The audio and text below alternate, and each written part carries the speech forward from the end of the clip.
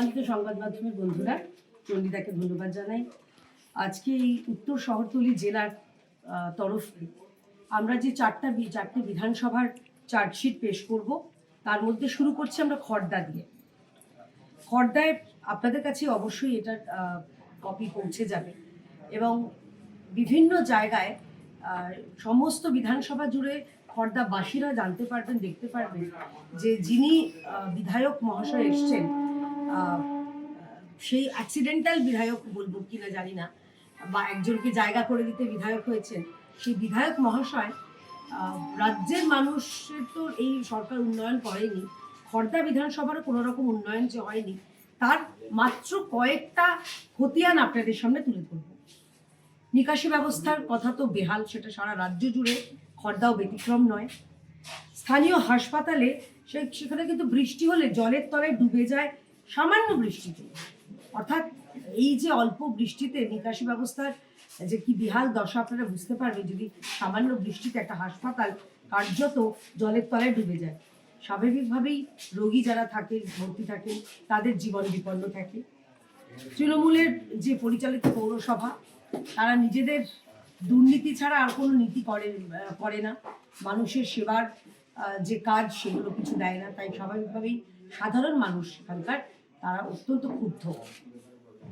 বন্দিপুরে সেখানে প্রায় 200 বস্তা ছাই মেশানো মাটি ফেলা হয়েছে, যা সামান্য বৃষ্টিতেই সেখান থেকে প্রচণ্ড একটা পচা দুর্গন্ধ বেরোচ্ছে।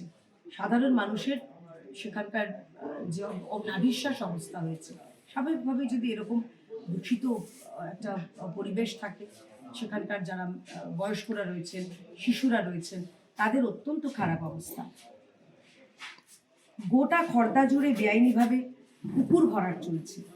এই পুকুর ভরাটটা আমার মনে হয় কলকাতা পুরসভা বা কলকাতা পুরসভার বাইরেও যেগুলো পুরসভাগুলো রয়েছে, বিভিন্ন জায়গায় অবাধে পুকুর ভরাট চলছে। কিছুদিন আগেই আমরা দেখেছিলাম যে তৃণমূলের এক খুব বড় নেতা, তিনি বলেছিলেন না, এখানে সেরকম পুকুর ভরাট হয়নি। সামান্য যে রামসার যে প্রকল্পটা ছিল, যে বক্তব্যটা ছিল, সেটাকে ভায়োলেট করে অবাধে পুকুর ভরাট করে সিন্ডিকেট সেখানে বাড়ি হচ্ছে, যাতে কিনা সিন্ডিকেট রাজ বহাল থাকে, তোলাবাজি বহাল থাকে এবং অত্যন্ত খারাপ মানের কাঁচা মাল দিয়ে সাধারণ মানুষ যে বাড়িগুলি তৈরি হচ্ছে সেখানে যারা যাচ্ছেন, নিজেদের সারা জীবনের পুঁজি দিয়ে স্বপ্ন, একরাশ স্বপ্ন চোখে নিয়ে, সেই তাদের জীবনও কিন্তু কার্যত বিপন্ন হচ্ছে। খড়দা পৌরসভার একটি ওয়ার্ডে বেআইনি বহুতল তৈরি করার প্রতিবাদ করায় প্রাণনাশের হুমকি দেওয়া হয়েছে। এই ঘটনাগুলি আপনারা সংবাদ মাধ্যমের বন্ধু, আপনারা তো বিস্তারিত জানেন। আমরা বারে বারে বলছি যে এক একটা বিধানসভাতে এত আমাদের বলার রয়েছে, সেটা বললে বোধহয় সংবাদ এই প্রেস কনফারেন্সটা অনেক লম্বা হয়ে যাবে। আমরা ছোট ছোট পয়েন্টগুলো খালি তুলে ধরছি, এগুলো আমাদের কথা নয়, সাধারণ মানুষের সঙ্গে কথা বলে এই তথ্য আমরা পেয়েছি, যেগুলো সাধারণ মানুষের আওয়াজ হয়ে ভারতীয় জনতা পার্টি আপনাদের সামনে তুলে ধরছে। খড়দা পৌরসভার পরিকাঠামো উন্নয়নে কোনো নজর দেওয়া হয়নি, তার ফলে ছিঁড়ে পড়া তারে বিদ্যুৎ স্পৃষ্ট হয়ে পথচারীর মৃত্যু হয়েছে। এই ঘটনা আমরা প্রতি বর্ষায় আমরা দেখতে পাই যে বিদ্যুৎ স্পৃষ্ট হওয়ার ঘটনায় কখনো স্কুলের ছাত্র, কখনো প্রৌঢ়, কখনো নাবালক বা নাবালিকা, কখনো একজন কর্মক্ষম পুরুষ, তাদের মৃত্যু হয়। এই যে এদিকে নজর না দেওয়া, এটার জবাব কে দেবে?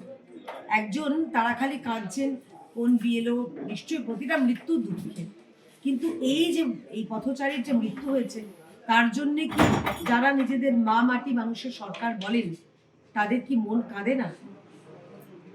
খড়দা লেভেল ক্রসিং এর রোজ জীবনের ঝুঁকি নিয়ে চলছে পারাপার। প্রতিশ্রুতি দিয়েও কিন্তু রেল লাইনের ওপর দিয়ে ফ্লাইওভারের কোনো কাজ এখনো পর্যন্ত শুরু করা হয়নি। এছাড়া আমি জল নিকাশির কথা খানিকক্ষণ আগেই বললাম, সংস্কারের প্রতিশ্রুতি দেওয়া হয়েছিল, কিন্তু প্রতিশ্রুতিগুলো হয়েছে শুধুমাত্র ওই অন্তঃসার প্রতিশ্রুতি, ফাঁকা বুলি, যেগুলো আমরা 2011 সাল থেকেই শুনে অভ্যস্ত হয়ে গেছি। পাতুলিয়ায় এক মহিলাকে গণধর্ষণ করা হয় এবং যেটা সাধারণ মানুষের অভিযোগ যে তৃণমূলের যে আশকারাতেই এই দুষ্কৃতীরা এই অভব্য আচরণ আমাদের রাজ্যের মা বোনদের সঙ্গে করার দুঃসাহস পায়। কারণ তারা জানে যে তৃণমূল আশ্রিত দুষ্কৃতীদের ওপর যদি ওই লোকাল দুষ্টু মিষ্টি দাদা বা ভাইদের হাত থাকে, তাহলে এই রাজ্যে ধর্ষণ করেও পার পাওয়া যায়। তার আরও একটা উদাহরণ রয়েছে কামদুনি, তার আরও একটা উদাহরণ রয়েছে হাঁসখালি, এরকম বহু উদাহরণ রয়েছে। রাজ্যে মহিলাদের যে নিরাপত্তা নেই, রাজ্যের মাননীয় মুখ্যমন্ত্রী নিজে মহিলা হয়ে তিনি মহিলাদের বলেন 8টার মধ্যে বাড়ি ঢুকে যান। এটা মহিলা হিসেবে আমাদের কাছে অত্যন্ত লজ্জা। এবারে আমরা চলে আসি পরবর্তীতে, আচ্ছা এখানে খোপলির বিল, সেখানে কিন্তু বেশিরভাগ অংশে মাটিতে ফেলে অবৈধভাবে ভরাট এবং প্লট করে বিক্রি করার অভিযোগ উঠেছে। এটা অত্যন্ত গুরুত্বপূর্ণ। যেখানে আমাদের জলাভূমি জলাশয় আমাদের রক্ষা করতে হবে, পরিবেশ রক্ষা করতে হবে, এত বড় বড় কথা আমরা শুনতে পাই মমতা বন্দ্যোপাধ্যায়ের মুখে। সেই জায়গায় দাঁড়িয়ে খোপলির বিলের মতো একটা বিশাল একটা অঞ্চল, সেটা জমির জল দিয়ে জলটা বুঝিয়ে জলা জমি ভরাট করে প্লট করে বেচেও দেওয়া হচ্ছে। দেখুন, আমরা কয়েকদিন আগে আমাদের রাজ্যে এসেছিলেন আমাদের দেশের সবার প্রিয় বিশ্ববরেণ্য নেতা মাননীয় প্রধানমন্ত্রী নরেন্দ্র মোদীজি। তিনি একটা রুট ম্যাপ বলেছেন। তিনি বলেছেন, দেখুন শিল্প তো ভারতীয় জনতা পার্টি সরকার করবেই, কিন্তু শিল্প তো হাওয়াতে হবে না। শিল্পের জন্য জমি যেরকম প্রয়োজন সেরকম পরিকাঠামো প্রয়োজন। সেই পরিকাঠামোর উপর জোর দেওয়া হচ্ছে। তিনি প্রতিটা হুগলিতে তিনি যখন সভা করলেন, তিনি হুগলির প্রতিটা বিধানসভা ধরে ধরে বলেছেন বিধানসভা ওয়াইজ বিভিন্ন জায়গায় সেখানকার স্থানীয় যে শিল্প রয়েছে, স্থানীয় কুটির শিল্প রয়েছে, সেগুলোর উপর গুরুত্ব দেওয়া হবে। ঠিক তেমনই আমাদের সরকার এলে পরিকাঠামোর উন্নয়ন করে সরকারি জমি, যেটা কেন্দ্রীয় সরকারি জমির কথা আপনি বলছেন, সেখানেও নিশ্চয়ই ফাঁকা থাকবে না, সেখানে শিল্প হবে, কারখানা হবে। এই রাজ্যে খানিকক্ষণ আগে যেগুলো বন্ধ হয়ে গেছে পশ্চিমবঙ্গ থেকে, যে 9টার সময় সাইরেন বাজবে, মানুষ সেখানে চাকরি করতে যাবেন, আমরা ভাতাও দেবো, আমরা ভাতও দেবো মানুষকে। এটা পশ্চিমবঙ্গ সরকার নয় যে মিথ্যে প্রতিশ্রুতি, এটা কেন্দ্রীয় সরকার। এবং যখন ডবল ইঞ্জিনের সরকার পশ্চিমবঙ্গে হবে, তখন ভাতাও পাবেন মানুষ, ভাতও পাবেন, পেটও ভরবে, বাড়ির ছেলে বাড়িতে এসে গরম গরম ধোঁয়া ওঠা ভাত, মায়ের হাতে রান্না করা ডাল ভাত সবজি সব কিছু পাবেন। আপনি যেমন রাস্তাঘাটের নিকাশি ব্যবস্থা নিয়ে প্রশ্ন করলেন, সেখানে দাঁড়িয়ে রাজ্যের মুখ্যমন্ত্রী কিছুদিন আগে পটশ্রী প্রকল্প উদ্বোধন করেছেন, যেখানে পানিহাটি থেকে কামারহাটি সব কোটিতে পৌরসভা 15 কোটির উপরে টাকা পাচ্ছেন। তাহলে ওটা পথশ্রী না, হতশ্রী হবে। তার তো হাতে গরম প্রমাণ পাচ্ছে না। উনি তো 21-এ ডবল চাকরির কথা বলেছিলেন, এটা জিজ্ঞাসা করুন। আরে ডবল নয়, যাদের একটা সিঙ্গেল চাকরি ছিল, রাত্রিবেলা তারা ঘুমোতে গেছেন শিক্ষকরা, তারা তো আর মানে চপ বিক্রি করা মুড়ি বিক্রি করা তাদের তো ভবিতব্য লেখা ছিল না। তারা সকালে উঠে দেখলেন তাদের চাকরি নট। এটা তো মমতা বন্দ্যোপাধ্যায়ের সৌজন্যে। উনি যোগ্য চাকরি প্রার্থীদের বাঁচাননি, অযোগ্যদের বাঁচাতে যোগ্যদের চাকরি খেয়েছেন। আবার ঠিক তেমনই অযোগ্য ভোটারদের বাঁচাতে উনি দিল্লি গেছিলেন। তো এইখানে পথশ্রী বলে কিছু নেই, ওটা হতশ্রী। পানিহাটি নির্যাতন নিয়ে যখন মুখ খুললেন, সেখানে আজও অভয়া বিচার পায়নি, যেখানে সিবিআইয়ের উপরেই বারবার দোষ চাপাচ্ছেন মুখ্যমন্ত্রী। কি বলবেন? সিবিআইকে তো আমরাও প্রশ্ন করছি, যারা তদন্তকারী সংস্থা তারা তদন্ত করুন। আমরা চাইছি যে ওই 4 দিন, যে 4 দিন কলকাতা পুলিশের নজরদারিতে তদন্ত হয়েছে, কোথা থেকে কত তথ্য প্রমাণ লোপাট হয়েছে সেটা বার করুন। আমরা চাইছি যে যারা এইটা একজনের ঘটনা, এই নৃশংস ঘটনা একজনের দ্বারা হওয়া সম্ভব নয়, আমরাও স্বীকার করছি, কিন্তু কারা কারা রয়েছে, কাদের এই বর্বরতার নৃশংসতায় এই ডাক্তার পড়ুয়া ছাত্রীটির প্রাণ গেছে, আমি রাজ্যের মহিলা হিসেবে জানতে চাইছি। মমতা বন্দ্যোপাধ্যায় কালো কোট পরে গেলেন না কেন অভয়কে নিয়ে তার হয়ে সওয়াল করতে? ওনার তো খুব উকিল সাজার খুব ইচ্ছে, সুপ্রিম কোর্টে যাবেন। চিতপুরে আমি শুনেছি, আমি জানি না সত্যি কিনা, আমি কেউ লোকজন বলছিল একটা কালো কোট নাকি মিসিং, আমি জানি না সেটা কোথা থেকে নিয়েছেন, যাই হোক। কিন্তু কালো কোট পরে উনি গেছিলেন, উনি অভয়ের হয়ে গেলেন না কেন? উনি তো মা মাটি মানুষের প্রতিনিধি। তো উনি তো মহিলাদের প্রতিনিধি, মহিলা মুখ্যমন্ত্রী, গর্ব করে বলতেন। এখন রেখা গুপ্ত আমাদের দিল্লি থেকে, দিল্লির মুখ্যমন্ত্রী এসে কম্পিটিশন দিচ্ছে বটে, এবং ভালো, অত্যন্ত ভালো কাজ করছেন, সেটা আলাদা কথা। গেলেন না কেন? 26,000 যারা চাকরিহারা শিক্ষক, তাদের জন্য গেলেন না কেন? উনি গেলেন না কেন? ডিএ যারা বঞ্চিত হচ্ছেন 15 বার আমার আপনার করের টাকা খরচ করে মমতা বন্দ্যোপাধ্যায় দামি দামি নামি নামি উকিল নিয়োগ করেছিলেন। উনি জান এবার থেকে, আমাদের খুব ভালো লাগবে, অন্তত আমাদের করের টাকাটা বাঁচবে। আর পরিশেষ আবার বলি, অভয়ার বিচার হোক আমরা চাই, অভয়া বিচার পাক আমরা চাই। অভয়ার বাবা মা যে যন্ত্রণার মধ্যে জীবন যাপন করছেন বা দিন কাটাচ্ছেন, তারা এই যন্ত্রণা থেকে অন্তত একটা জায়গায় মুক্তি পান, যে তার মেয়ের মূল কারা কারা দোষী সেটা জানবে। স্বরাষ্ট্রমন্ত্রীর সঙ্গেও বারবার দেখা করার চেষ্টা করেছিলেন অভয়ের বাবা মা, কিন্তু সেখান থেকে তারা আশাহত হয়েছেন। বারবার না, উনি একটা প্রসেস আছে, প্রসিডিওর আছে, এবং নিশ্চয়ই ঠিক সময় মাননীয় স্বরাষ্ট্রমন্ত্রীও দেখা করবে। ইতিমধ্যেই আমরা জানি আমাদের রাজ্যের তরফে মাননীয় রাজ্য সভাপতি শ্রমিক ভট্টাচার্য তাদের সঙ্গে কথা বলেছেন, শুভেন্দু অধিকারী আমাদের মাননীয় বিরোধী দলনেতা তিনি কথা বলেছেন, মাননীয় কেন্দ্রীয় প্রতিমন্ত্রী সুকান্ত মজুমদার তিনি কথা বলেছেন। সুতরাং অভয়ার সঙ্গে আমাদের রাজনীতি ভুলে যান। আমার কি রাজনীতির রং, চণ্ডীদা শিলদা আমাদের যারা রয়েছেন, আমাদের রাজনীতির রং ভুলে যান। আমরা এই রাজ্যবাসী, আমরা আমাদের রাজ্যের একটা মেয়েকে হারিয়েছি, এবং অত্যন্ত দুঃখজনকভাবে, মর্মান্তিকভাবে হারিয়েছি। আমরাও চাই যে অভয়ার বিচার হোক, অভয়া বিচার পাক, তার বাবা মা এই যন্ত্রণা থেকে সাময়িক কিছুটা হলেও একটু শান্তি পাক। আমরা তো একে একে দুটো বিধানসভার চার্জশিট পেশ করেছি। তো আমাদের এখানে চার্জশিট পেশ করার জন্য মাননীয়া কেয়াদি এবং শিলদা এসেছেন, এবং দিদি আমাকে অনুরোধ করলেন, যেহেতু আমি পানিহাটির বাসিন্দা, তাই আমারও মনে হলো যে জনগণকে জানানো দরকার যে পানিহাটির কি পরিস্থিতি আছে। দেখুন, খুব চূড়ান্ত অব্যবস্থা পানিহাটির মধ্যে চলছে। পুরো পানিহাটি জুড়ে একটা যে রটনা বা কথা চলছে, সেটা হচ্ছে বিধায়কের বৌমা চাকরি চুরি।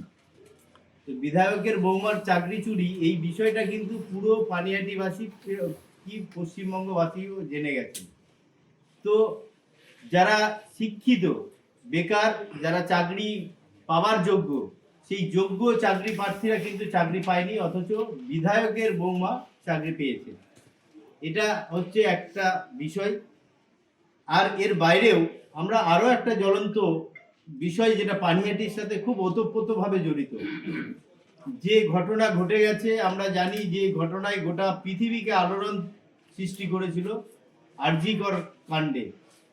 সেই পানিহাটির অভয়া, যে পানিহাটিরই মেয়ে, আমাদের পানিহাটিতেই বসবাস করতো ডাক্তার, তার উপরে যে নৃশংস ঘটনা ঘটেছে, সেই ঘটনাকে পুরোপুরি চাপা দেওয়ার জন্য যে দুজন ব্যক্তি যুক্ত ছিলেন, তিনি পানিহাটির বিধায়ক এবং বর্তমানে পানিহাটির চেয়ারম্যান সোমনাথ দে এবং নির্মল ঘোষ মহাশয়। দেখুন, তৃণমূলেই এটা সম্ভব যে কোনো অন্যায় কাজ পার্টির হয়ে যদি করে, সেই অন্যায় কাজকে চাপা যদি দেয়, তাহলে চাপা দেওয়ার জন্য পুরস্কার দেওয়া হয়। তো যে সোমনাথ দে মহাশয় যে অন্যায় কাজটি, অভয়াকে যেভাবে মেরে ফেলা হয়েছিল, সেইটাকে পুরো ধামাচাপা দেওয়ার জন্য সহযোগিতা করেছেন, সেই সোমনাথ দে মহাশয়কে কিন্তু পুরস্কার দেওয়া হয়েছে এবং পরবর্তী ক্ষেত্রে তাকে চেয়ারম্যান করা হয়েছে। তো পানিহাটিবাসীকে ভাবতে হবে যে পানিহাটির পরিস্থিতি কি আছে।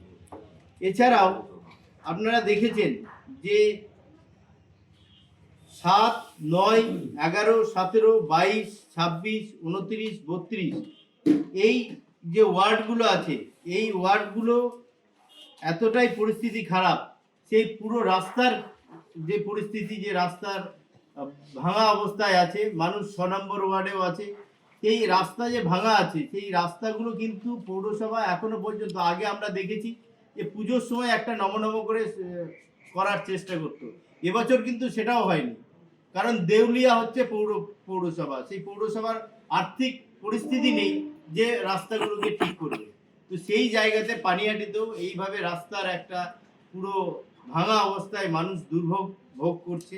এছাড়াও 21, 23, 24, 27, 30, 35 এই ওয়ার্ডগুলোর পুরোপুরি যে পরিবার আছে এই পরিবারগুলি মোটামুটি বছরের অধিকাংশ সময়েই জলের তলে থাকে, রাস্তাগুলো জলের তলে থাকে, তারা সেই পরিবারগুলো দুর্ভোগ পায়।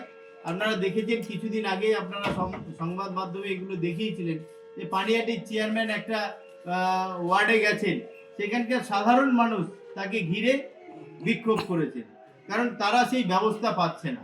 পানিহাটির যে পানীয় জলের, পরিশুদ্ধ পানীয় জলের 24 ঘন্টা দেওয়ার প্রতিশ্রুতি দেওয়া হয়েছিল তৃণমূলের সাংসদের পক্ষ থেকে, তৃণমূলের বিধায়কের পক্ষ থেকে, কিন্তু সেটা কিন্তু এখনো পর্যন্ত পানিহাটিবাসী পাননি। তো এই বিষয়গুলো আছে। পানিহাটি আরো জ্বলন্ত যে ঘটনা আছে, যেটা রামচন্দ্রপুরে আপনারা জানেন যে 2 একর জায়গা জুড়ে একটা ভ্যাট আছে, ভাগার আছে। পুরো পানিহাটির আবর্জনা সেখানে ফেলা হচ্ছে। পানিহাটির সেই আবর্জনা শুধু সেখানে নয়, পানিহাটির যে মেন রোড আছে এবং ওয়ার্ডের মধ্যে মেন রোড যেগুলো আছে, সেই রোডের ধারে পুরো স্ট্যাক করা হচ্ছে এই জঞ্জালগুলোকে, এবং দুর্গন্ধ এবং নোংরা, সাথে সাথে মশাবাহিত, মাছিবাহিত যে রোগ, সেই রোগেও কিন্তু ভুগতে হচ্ছে সাধারণ নাগরিককে। তো পানিহাটির পৌরসভার যে পরিষেবা দেওয়ার কথা, সেই পরিষেবা কিন্তু ঠিক মতন দিতে পারছে না। আর পানিহাটি পুরো ভারতবর্ষের মধ্যে এমন একটা জঞ্জাল যুক্ত শহর হিসেবে পরিচিত হয়েছে, যেটা রেকর্ডে উঠে গেছে যে পানিহাটির এই পরিস্থিতি আছে। পানিহাটিতে এটাও হয়েছে নিজেদের মধ্যে ওদের যে গোষ্ঠী কোন্দল। আপনারা দেখেছেন যে 8 নম্বর ওয়ার্ডের কাউন্সিলর, তাকে প্রকাশ্যে গুলি করে হত্যা করেছে, সেটা পরোক্ষভাবে বিচার চলছে এবং সেই বিচারে অনেকেরই নাম জড়িয়েছে, অনেকেই অনেক কিছু চিন্তা করেছেন বা ভেবেছেন। তো এরও একটা প্রতিকার হওয়া উচিত, যে জঙ্গল রাজ চলছে, যে মস্তানি ব্যবস্থা চলছে, সেই মস্তানি ব্যবস্থা থেকে পানিহাটিকে মুক্ত করতে হবে, এটাও আমাদের দাবি। ছোট ছোট দোকানদার এবং মালিকরা দোকানের ভিতরে জল ঢুকে যায়, যেটা বলছিলাম যে একটু বর্ষা হলেই যে ছোট ছোট দোকানদার আছে, তাদের দোকানগুলো দীর্ঘদিনের পুরানো দোকান, কিন্তু তার ভিতরে জল ঢুকে যায়, ফলে তাদের ব্যবসারও বন্ধ হয়। অথচ পানিহাটি পৌরসভায় এমন পরিস্থিতি আছে যে ট্রেড লাইসেন্সের ফি প্রায় 100 গুণ 200 গুণ বাড়িয়ে দেওয়া হয়েছে। তো এই ছোট দোকানদাররা যদি ব্যবসাই না করতে পারে, তাহলে তারা কিভাবে তার ট্রেড লাইসেন্স ফি জমা দেবে? এটাও কিন্তু পানিহাটির নাগরিকদের পক্ষ থেকে আমরা রাখছি বিষয়টা। এছাড়া যে বাসন্তী কটন মিল, সেই বাসন্তী কটন মিলও এখন আপনারা জানেন যে ভেতরে একটা পানিহাটির যারা ব্রোকার আছেন, বিখ্যাত ব্রোকার, সেই ব্রোকাররা যেভাবে ডাকব্যাগকে শেষ করেছে, সেখানে ওয়্যার হাউস তৈরি হয়ে গেছে, সেখানে শিল্পের জায়গায় এখন ট্রেডিং এর ব্যবসা হচ্ছে। সেই রকমই বাসন্তী কটন মিলকেও কিন্তু বিক্রি করার একটা চক্রান্ত চলছে, সেটারও আমরা তীব্র প্রতিবাদ করছি। এছাড়া এর সাথে এই বাসন্তী কটন মিলের সাথে আচার্য প্রফুল্লচন্দ্র রায়ের কিন্তু নামের একটা যোগাযোগ আছে। সেই ঐতিহ্যময় বাসন্তী কটন মিলের জায়গাতে আমরা চাইছি সেখানে শিল্প হোক পানিহাটি নাগরিকের জন্য, তাহলে একটা কর্মসংস্থানের জায়গা তৈরি হবে। 2021 সালে প্রতিশ্রুতি সত্ত্বেও মানুষ যে আজও পানীয় জলের, যেটা আগেই বলছিলাম আমি, পানীয় জলের দুর্ভোগে ভুগছে পানিহাটির নাগরিকরা। বেপরোয়া বেআইনি ভাবে নির্মাণ কার্য চলছে। 6 ফুট 7 ফুট 8 ফুট রাস্তা, যে চওড়া রাস্তা, যেখানে পৌরসভা কোনো দিতে পারেন না, পারমিশন দিতে পারেন না, সেখানে 4 তলা বিল্ডিং হয়ে যাচ্ছে। তো এই পরিস্থিতি পুরো পানিহাটি জুড়ে আছে। পানিহাটি জুড়ে যেটা আছে, 1979 সালে প্রতিষ্ঠিত পানিহাটি প্রগতিশীল আদর্শ স্কুল আজ পুরোপুরি বন্ধ হয়ে গেছে, এবং আগামী প্রজন্মের যে ভবিষ্যৎ, তাও অন্ধকারে চলে গেছে। পানিহাটিতে বহু সরকারি প্রাইমারি স্কুলগুলো আছে, যেমন ইউপি স্কুল পানিহাটির 6 নম্বর ওয়ার্ডে আছে, এটাকে কমিউনিটি হল করে দেওয়া হয়েছে, রোজগারের একটা জায়গা তৈরি করে দেওয়া হয়েছে। শিক্ষাকে বিক্রি করে দিয়ে সেখান থেকে পৌরসভা একটা রোজগার করবে।